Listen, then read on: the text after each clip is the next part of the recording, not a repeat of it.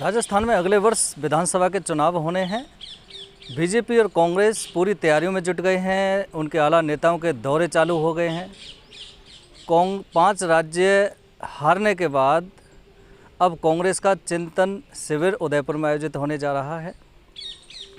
चिंतन शिविर में कांग्रेसी कितना चिंता मुक्त होंगे ये तो समय बताएगा, अगले वर्ष बताएगा जब विधानसभा राजस्थान में होंगे। फिलहाल बीजेपी की अगर बात करें तो बीजेपी में भी घमासान मचा हुआ है। आपसी लड़ाई लड़ी जा रही है सीएम फेस को लेकर, कौन बनेगा सीएम। ऊपर की बात के अलावा नीचे की बात करें तो हर आदमी बीजेपी का टिकट के लिए लड़ाई लड़ रहा है। कौन टिकट पाएगा, कहां से पाएगा, एक दूसरे की टांग खिंचाई चल रही है। यानी कि बीजेपी कांग्रेस दोनों ही पार्टियों के नेताओं के बीच टांग खिंचाई का दौर जारी है। और उसके अलावा सीएम कौन बनेगा यह भी लड़ाई उनके बीच देखी जा सकती है। यह लड़ाई सीएम फेस कौन होगा ये कांग्रेस में भी है और बीजेपी में भी है। कांग्रेस का उसूल रहा है कि सीएम फेस अब तक नहीं करते थे, परंपरा थी, लेकिन अब वो परंपरा टूट गई है। जिस तरह से पंजाब विधानसभा चुनाव हुए थे पंजाब में कांग्रेस ने ये परंपरा तोड़ी थी और उन्होंने सीएम फेस चालू कर दिया था। अब यही परंपरा उनको राजस्थान में भी लागू करनी पड़ेगी। विधानसभा चुनाव जो अगले वर्ष आ रहे हैं उनको देखना पड़ेगा कि सीएम फेस किसको नियुक्त किया जाए। और यह कांग्रेस के लिए बहुत दुखदायी साबित होगा, क्योंकि सीएम चेहरा घोषित करने के बाद डिपेंड करता है कि जिसको वो सीएम घोषित कर रहे हैं फिर उसी के हिसाब से पूरे प्रदेश की जनता तय करती है कि ये हमारा मुख्यमंत्री बनने लायक है या नहीं है। कहीं ना कहीं इस बात को लेकर कांग्रेस को भी नुकसान उठाना पड़ेगा। यही बात बीजेपी में भी साबित होगी। हालांकि अब तक का रुझान तो यही रहा है कि एक बार बीजेपी एक बार कांग्रेस, लेकिन इसी बीच में आपकी एंट्री भी हो रही है आम आदमी पार्टी की भी। आम आदमी पार्टी 2018 में भी लड़ी थी, लेकिन उनके सारे जो कैंडिडेट थे उनकी जमानत जब्त हो गई थी। अब आम आदमी पार्टी फिर से अपना भाग्य आजमाने के लिए राजस्थान आ रही है, दिल्ली और पंजाब फतेह के बाद। यहाँ आम आदमी पार्टी अब राजस्थान की राजनीति में नर्सरी में एडमिशन ले रही है और अगले वर्ष चुनाव होने उनका दावा है कि हम सभी 200 सीटों पर चुनाव लड़ाएंगे और जीतेंगे, भ्रष्टाचार मुक्त करेंगे राजस्थान को। जो दिल्ली मॉडल उन्होंने बनाया उसका प्रचार करेंगे। उनको उम्मीद है कि राजस्थान में भी जिस तरह से दिल्ली और पंजाब में लोगों ने सपोर्ट किया, ऐसे ही आम आदमी पार्टी को राजस्थान में भी यहाँ की जनता सपोर्ट करेगी। लेकिन फ़िलहाल राजस्थान की राजनीतिक और भौगोलिक स्थिति थोड़ा अलग है, हटके है। यहाँ जो चुनाव होते हैं वो जातिगत आधार पर भी होते हैं, क्षेत्रवाद के आधार पर भी होते हैं। आम आदमी पार्टी कितना सफल साबित होगी ये तो समय बताएगा। लेकिन फ़िलहाल की स्थिति अगर पूर्वी राजस्थान की बात करें, यहाँ पानी की जो मांग है बहुत ज़्यादा बढ़ गई है।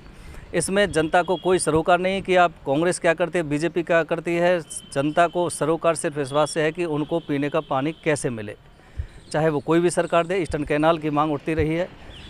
कांग्रेस बीजेपी सरकार पर डालती है और बीजेपी सरकार कहती है कि आप लिखित में प्रस्ताव बनाकर दिल्ली भेजिए, हम उसको पूरा करेंगे। जबकि कांग्रेस कहती है कि हमने लिखित में भेज दिया है लेकिन आप वायदे को पूरा नहीं कर रहे। खैर, इन सभी दोनों पार्टियों के आरोप प्रत्यारोप और बयानबाजी के दौर में यहाँ की जनता पिस रही है। आज राजस्थान की कांग्रेस सरकार में आलम यह है कि आए दिन यहाँ के जो कांग्रेस विधायक हैं उन पर भ्रष्टाचार के आरोप भी लगते रहे हैं, विरोध प्रदर्शन भी होते रहे हैं, सड़कें टूटी, सड़कों की मांग है, बिजली की मांग है। आज ग्रामीण क्षेत्रों में हालत ये है कि बिजली एक दो दिन के लिए गुल हो जाती है। गर्मी, भीषण गर्मी का दौर है, लोग आहत हैं। बिजली विभाग क्यों बिजली काट रहा है, किस लिए काट रहा है, कब तक काट रहा है, इस बात की जानकारी लोगों को नहीं दी जाती है। लोग भ्रमित रहते हैं और बस इसी इंतज़ार में रहते हैं कि कब उनके लिए बिजली मुहैया हो, जिससे वो गर्मी से बच सकें। और पानी, जब बिजली नहीं आएगी तो पानी की किल्लत बढ़ना स्वाभाविक सी बात है। अब थोड़ी सी बात करें, भरतपुर में इस समय 7 विधानसभा सीटें हैं, जिनमें 7 की 7 पर कांग्रेस के विधायक हैं। हालांकि उनमें से 2 बीएसपी के थे जो कांग्रेस में शामिल हो गए। महाराजा विश्वेंद्र सिंह जो कैबिनेट मंत्री हैं वो लोगों से मिल रहे हैं, लेकिन उनकी एक पॉजिटिव पक्ष उनकी राजनीति में ये होता है कि जब जब ज़िले में कोई बड़े दंगे होते हैं, जातिगत दंगे होते हैं या सांप्रदायिक दंगे होते हैं, कोई बड़ा झगड़ा होता है, तो वही एकमात्र ऐसा चेहरा है जो उन दंगों की आग या जातिगत जो भी झगड़े होते हैं उनकी आग को बुझाने में सफल होते हैं और लोग उन पर विश्वास भी करते हैं, चाहे वो किसी भी जाति का हो या धर्म का हो। वहीं बीएसपी से जो कांग्रेस में शामिल हुए हैं 2 विधायक, जोगेंद्र सिंह नदवे विधानसभा से जोगिंदर सिंह अवाना और नगर विधानसभा से वाजिब अली, इनके खिलाफ आरोप प्रत्यारोप जनता लगाती रही है। जनता आहत है और लोग कहते हैं कि इनको 11 बजे से पहले ही चुनाव हराकर विदा कर देंगे। तो 7 विधानसभा जो सीट हैं, 7 कांग्रेस विधायक हैं। आज भ्रष्टाचार के आरोप इन विधायकों पर लग रहे हैं। तो ये शायद बड़ा कठिन होगा कांग्रेस के लिए अगले वर्ष चुनाव में जीत पाना, कि भाई आप 7 विधानसभा पर कैसे जीत पाएंगे।